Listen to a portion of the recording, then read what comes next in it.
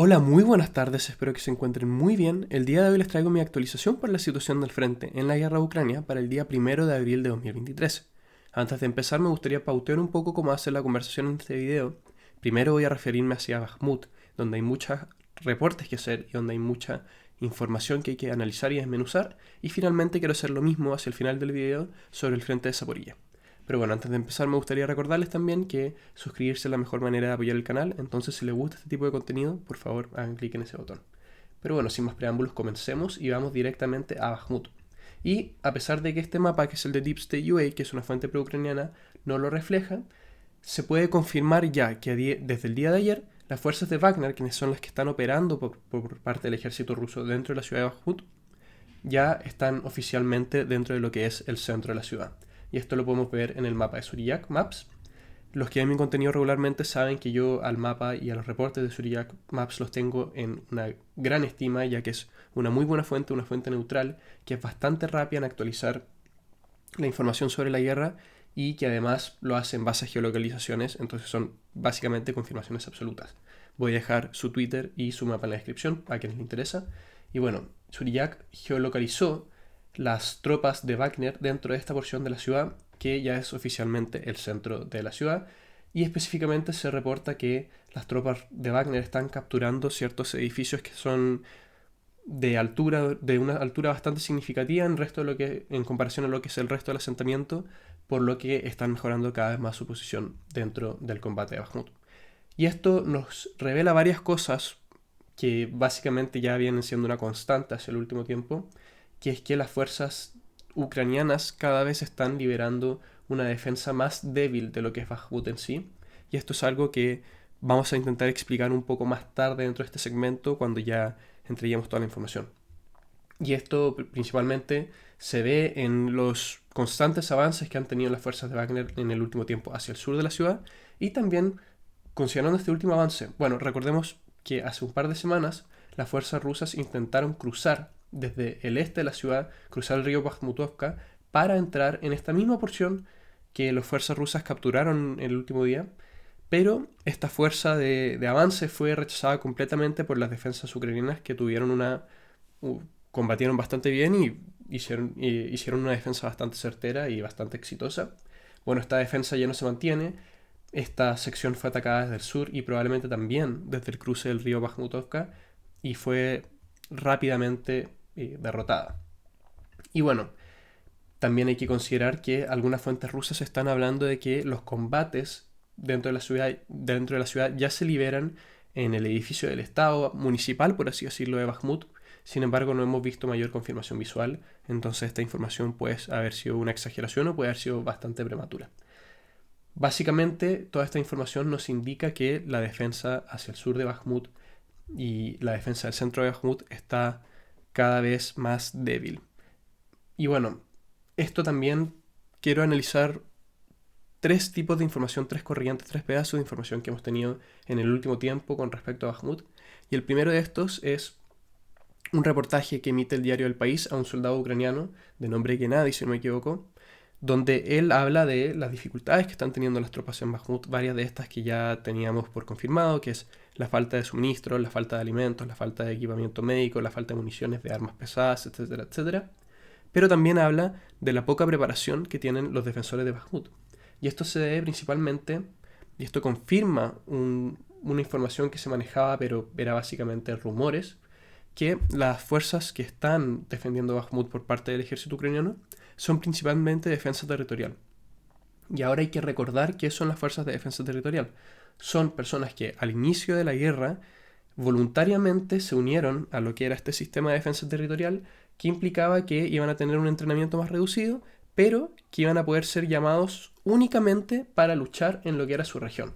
Por ejemplo, si es que nosotros vemos la región de, no sé, Jitomir, que está en esta zona de Ucrania, si es que alguien se enrolaba en la defensa territorial de Jitomir, solamente podría luchar en la guerra si es que las fuerzas rusas atacaban Jitomir. ¿Qué es lo que pasa? Que meses más tarde de comenzar esta iniciativa, meses después de iniciar esta iniciativa, valga la redundancia, el Estado ucraniano básicamente ya no limitaba las defensas territoriales a solamente su zona, sino que ahora las defensas territoriales podían ser llevadas a cualquier parte del frente, lo que obviamente es más o menos un tipo de traición a la confianza de estas distintas tropas, pero bueno, es lo que ocurrió. Y lo que está pasando en Bakhmut es que la mayoría de los defensores son efectivamente defensa territorial y esto implica que estén peor equipados y peor entrenados, que es lo más grave que el resto de las defensas, el resto del ejército tradicional o regular ucraniano. Nosotros hemos visto bastantes declaraciones de los soldados ucranianos, hay varias entrevistas hechas por mismos canales ucranianos que luego fueron eliminadas, donde ellos hablan de que las defensas territoriales tienen un entrenamiento bastante mínimo. Muchas veces se habla de apenas unos días y que inmediatamente son enviados al frente. Y bueno, esto puede explicar en parte por qué la defensa en Bakhmut en el último tiempo está tan débil. Segundo pedazo de información que quiero analizar, que es que la Deep State UA, que es esta fuente del mapa que utilizo regularmente, ellos también tienen un canal de Telegram, y en su canal de Telegram ellos hablaban de que ahora se puede afirmar que las fuerzas de Wagner están centrando toda su atención en lo que es tomar la ciudad de Bakhmut en sí. Ahora, claro, alguien me va a decir, pero como si en los últimos meses Wagner ha sido el que está operando alrededor de Bakhmut, eso no es noticia. Bueno, acá hay que especificar algo, que nosotros si es que vemos la batalla de Bakhmut en enero y febrero, veíamos que la mayoría de los esfuerzos de Wagner no se concentraban en la ciudad en sí, sino que se concentraban en los asentamientos periféricos, por ejemplo, Yajitne, Berjivka, Dubrovo-Vasilivka, Salinanske, donde capturaron todos estos asentamientos, tuvieron avances bastante importantes, pero en el último tiempo, en el último par de semanas, hemos visto que los avances rusos hacia estas periferias de Bakhmut ya no son tan relevantes. No hay la toma de Bogdanivka nunca ocurrió, lo mismo pasa con Grigorivka y con Orihova-Vasilivka, pero sí hemos visto que se avanza cada vez más dentro de la ciudad en sí, que es algo que no ocurría en enero y febrero. Entonces básicamente hablamos de confirmación de que las fuerzas de Wagner ya están todas concentrándose, o la gran mayoría concentrándose en lo que es en la batalla por la urbanización de Bakhmut, y que probablemente estos combates por las posiciones periféricas ya están siendo operados por el ejército regular ruso. Tercera corriente de información es un video que fue emitido, fue publicado si no me equivoco, hace un par de días, de una columna ucraniana que estaba intentando un contraataque en este sector del frente. Si es que pueden ver, acá está la carretera que va desde Sloviansk hacia lo que es el norte de Bakhmut. Y este convoy que tampoco era tan extenso, pero igual tenía bastantes vehículos, fue encontrado por drones de reconocimiento del ejército ruso y eventualmente fue atacado por la artillería. Y lo que se vio fue que el primer vehículo del convoy fue destruido rápidamente y que después las fuerzas ucranianas entran en un tipo de pánico y comienzan a intentar retirarse de una manera muy desorganizada, y eso abre a que la artillería rusa pueda trabajar con mayor facilidad sobre el resto de los vehículos, y obviamente se ve una destrucción bastante importante de esta fuerza de contraataque, que obviamente no llegó a cumplir sus labores de intentar contraatacar las posiciones rusas, probablemente en esta zona de acá de Salinansk y Orihova-Vasilivka. Este video también fue publicado por Deep State UA, que, como les recuerdo, es una fuente ucraniana, y cuando Deep State UA lo publicó, hizo un comentario donde se podía ver bastante consternación. Básicamente se encontraban confundidos, por así decirlo, por la mala preparación y mala reacción de estos soldados ucranianos. Y esto para mí, ¿cuál es la lectura? Que probablemente estos soldados que estaban siendo enviados en este contraataque no estaban con las mejores de las preparaciones y probablemente eran bastante inexpertos en lo que son los combates en esta guerra, porque normalmente cuando un convoy del ejército ucraniano regular es atacado de esta manera, la reacción es diferente. Y bueno, tomemos estos tres pedazos de información. Primero, la entrevista al soldado ucraniano, donde habla de la inexperiencia de la mayoría de los defensores de Bakhmut. Luego, el modus operandi del grupo Wagner en el último tiempo. Y tercero, la información que podemos desprender de este video. Y lo que podemos ver es que en Bakhmut probablemente la intención del grupo Wagner ya no está siendo de cercar la ciudad, que es lo que estábamos viendo en el último tiempo. Recordemos que también los combates hacia Ivanivske y hacia Khramovoye ya no son bastante relevantes, o sea, siguen habiendo combates, sigue habiendo presión por parte de las fuerzas rusas, pero no han habido intentos de tomar estas localidades en sí. Y recordemos que estas localidades son importantísimas para lograr el cerco de Bakhmut. Yo creo personalmente que Wagner, con las ventajas que tiene en el último tiempo en el frente, además siendo que están apoyados por el ejército ruso, podrían tomar estas localidades y completar el cerco. Pero evidentemente no lo están haciendo. Y esto probablemente se debe a que Zelensky, algo que mencioné en mi video pasado, si no me equivoco, que Zelensky entiende, o por lo menos su manera de verlo, es que Bakhmut tiene que ser defendida a toda costa. Pero ¿qué pasa? Las defensas que están, los refuerzos que se están enviando a Bakhmut, en base a toda la información que hemos estado desmenuzando, no son las mejores tropas, no son las mejores equipadas, no son las mejores suministradas y principalmente no son las mejores entrenadas. Entonces, ¿qué pasa? Que probablemente lo que está esperando hacer Wagner y el ejército ruso en la zona de Bakhmut es esperar que las fuerzas ucranianas envíen la mayor cantidad de reservas posibles donde pueden ser destruidas con mayor facilidad. Recordemos que en Bakhmut lo que dice el grupo Wagner es que, lo han dicho desde un principio, la función para ellos de Bakhmut es que las fuerzas ucranianas gasten la mayor cantidad de personal posible. Y la verdad es que eso es lo que hemos estado viendo. Recordemos que en Bakhmut probablemente es la zona donde las bajas rusas van a mejor costo, por así decirlo. Las bajas rusas se consiguen por una mayor cantidad de bajas ucranianas que en cualquier otro lugar del frente. Y probablemente quieren mantener esto. Quieren jugar con la desesperación de Zelensky y del alto mando ucraniano y esperar que envíen la mayor cantidad de tropas posibles y para eventualmente poder reducir la cantidad de soldados que tiene el ejército ucraniano. Y por eso es que no vemos que Wagner cierre el cerco de Bakhmut, porque si es que cierran el cerco, ya no va a seguir entrando esta carne de cañón, por así decirlo. Y no me gusta utilizar esa palabra de carne de cañón, porque es como medio como que le quita el valor a las vidas de los distintos soldados, pero yo creo que eso es lo que es. Uno no puede enviar soldados con baja preparación, casi nula preparación, más encima con poco equipamiento, con pocos suministros, no se les puede escribir de otra manera que no sea carne de cañón. Y la verdad es lamentable, pero es la situación en la que se encuentra el alto mando ucraniano y son los costos de decidir eventualmente mantener Bakhmut. Y claro, muchas personas pueden preguntar, ¿y qué pasa con el ejército regular? Estas tropas con más experiencia, estas tropas que están siendo entrenadas en Inglaterra, estas tropas que están siendo entrenadas con los tanques Challenger, con los tanques Leopard, con los vehículos de infantería Marder, con los Bradley, etcétera, etcétera. Y la verdad es que se han visto, pero no en Bakhmut. Últimamente, Rivar, una fuente rusa, geolocalizó un video de las que emitieron las mismas fuerzas ucranianas donde se veían a distintas tropas entrenando con este armamento occidental y se les geolocalizó en Jitomir, que justamente es la localidad que utilizamos para el ejemplo de la defensa territorial. ¿Y qué pasa? Que probablemente la estrategia de Ucrania con estas tropas es lograr la ofensiva hacia Zaporilla. Probablemente tratar de mantener el frente de la manera que sea hoy en día con esta carne de cañón, que les recuerdo, no me gusta utilizar la palabra, pero no veo otra manera que describirlo.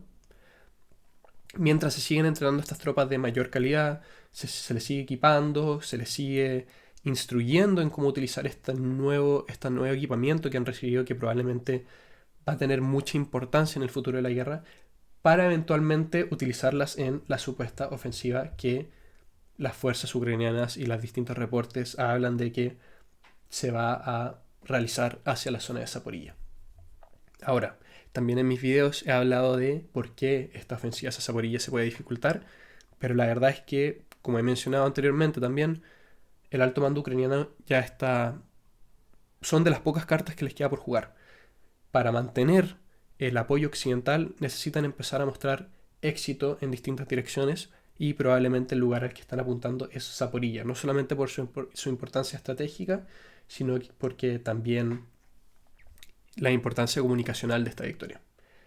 Y bueno, vamos a ver en las próximas semanas y meses si es que eventualmente esta decisión del alto mando ucraniano va a dar réditos o si es que terminó siendo un error. Pero bueno, esto me deja me permite cerrar lo que es Bakhmut y dirigirme a lo que quería comentar sobre Zaporilla. Y es que recordemos que en las últimas semanas nosotros habíamos visto bastantes ofensivas ucranianas en la dirección de Orihiv, donde desde Orihiv y otros asentamientos aledaños, las fuerzas ucranianas atacaron distintos puntos de la defensa rusa. Estas ofensivas, no tuvieron mayor éxito en el sentido de que no capturaron territorio, pero también hay que intentar de ver cuál fue el propósito de estas ofensivas. Hay, por lo menos desde mi punto de vista, hay dos teorías. La primera es la intención de capturar mejores posiciones de cara a la próxima ofensiva que supuestamente viene. Y en segundo lugar, que yo creo que es probablemente la razón más cercana a la realidad, que es que las fuerzas ucranianas estaban tratando de sondear y de identificar los distintos puntos fuertes y los distintos puntos débiles de la defensa rusa en esta línea. ¿Qué pasó? Que en el último tiempo hemos visto una fuerte reducción de estas ofensivas. Básicamente en la última semana no se ha reportado nada. Y esto se puede dividir a distintas razones. En primer lugar, puede ser que las fuerzas ucranianas básicamente creen que ya no vale la pena realizar estas operaciones y que ya sacaron las conclusiones que tenían que sacar. Básicamente ya habían los puntos débiles y los puntos fuertes de la defensa rusa. Pero también puede haber una segunda opción que está relacionado a algo que yo he comentado en mis últimos videos, que es que según las fuentes rusas se ha atacado constantemente lo que es el asentamiento de Orihiv. Desde Orihiv recordemos que partían todas estas ofensivas. Y hace 2 semanas, si no me equivoco, Rybar, que es probablemente la fuente rusa más confiable que hay para cubrir esta guerra, habló de que las fuerzas rusas atacaron constantemente los distintos puntos de despliegue una noche en Orihiv y lograron causar 500 bajas dentro de los de las fuerzas ucranianas. Esto para mí, esta cifra de 500 bajas quizás fue una exageración. Puede ser que no, pero es algo que suelen hacer mucho las distintas fuentes partidarias en esta guerra, de exagerar el número de bajas.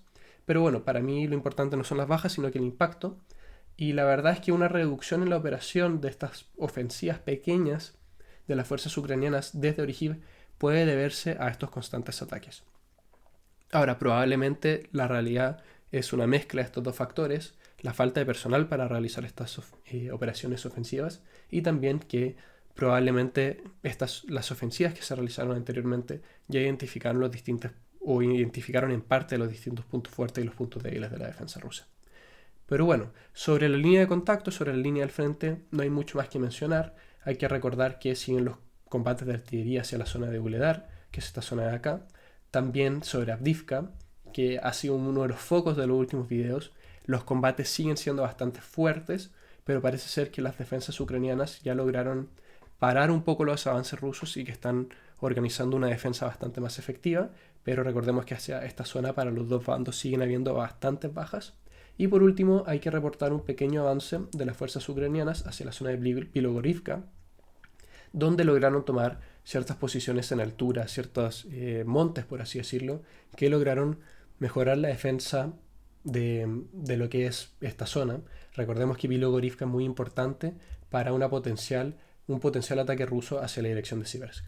Y bueno, eso fue el video de hoy. Espero que estén muy bien. Les pido disculpas por no subir videos los últimos días. A mí me encanta subir videos y la verdad es que lo intenté, pero mi voz, como pueden escuchar, no está en las mejores condiciones y no quería publicar contenido donde al final escucharme hubiese sido malo que escucharme hubiese sido feo, por así decirlo, porque mi voz realmente sonaba mal. Me costaba hablar, entonces a pesar de que grabé varias veces, preferí no publicar nada, porque no quiero publicar más contenido. Y bueno, espero que les haya gustado el video. Para los que ven mi contenido y todavía no se han suscrito, les recuerdo por favor suscribirse. Y espero que estén muy bien y que nos veamos mañana. Chao.